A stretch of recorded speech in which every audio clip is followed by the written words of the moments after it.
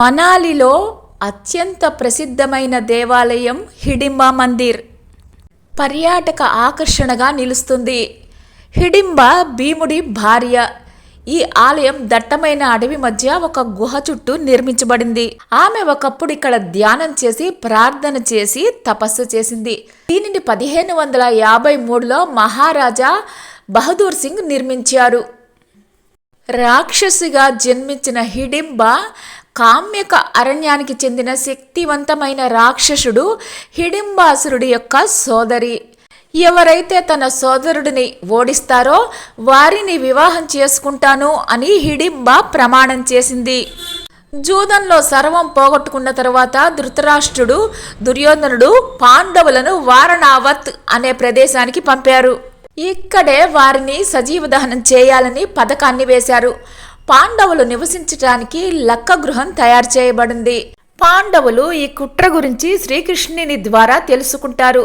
రాత్రి లోపల సొరంగాన్ని తవ్వారు.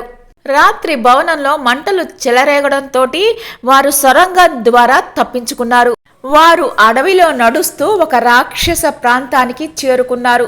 అందరూ అలసిపోయారు. ఆ అడవిలో హిడింబాసురుడు అనే రాక్షసుడు తన సోదరి హిడింబితో కలిసి నివసిస్తూ ఉన్నాడు. పాండవులు అడవిలో ఉన్నారని తెలుసుకున్న హిడింబాసురుడు ఆ 5 సోదరులను చంపమని తన సోదరిని పంపించాడు. పాండవ సోదరులను ఆకర్షించడానికి హిడింబ తనను తాను అందమైన మహిళగా మార్చుకుంటుంది. ఆమె మొదటి చూపులోనే చక్కటి అందమైన భీముడితోటి ప్రేమలో పడుతుంది. చంపటానికి వచ్చిన హిడింబ భీముడితో ప్రేమలో పడి ఆమె తన నిజ స్వరూపాన్ని బయటపెడుతుంది. అత్యంత నిజాయితీతో తన అన్న నుంచి రాబోయే ప్రమాదం గురించి కూడా హెచ్చరించింది. తన సోదరుడిని ఎలా ఓడించాలో కూడా పాండవులకు తెలియజేసింది. కుంతి ఆమోదం మేరకు భీముడు హిడింబను వివాహం చేసుకున్నాడు.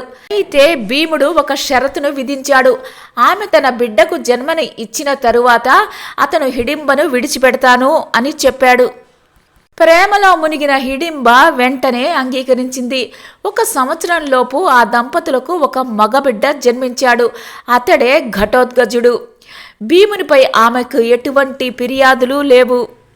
తన తండ్రి వలె బలమైన యోధుడిగా తన కుమారుడిని ఒంటరిగా పెంచి పెద్ద చేసింది. ఆమె జీవితంలోని తరువాతి దశలో హిడింబ కఠినమైన తపస్సును చేసింది.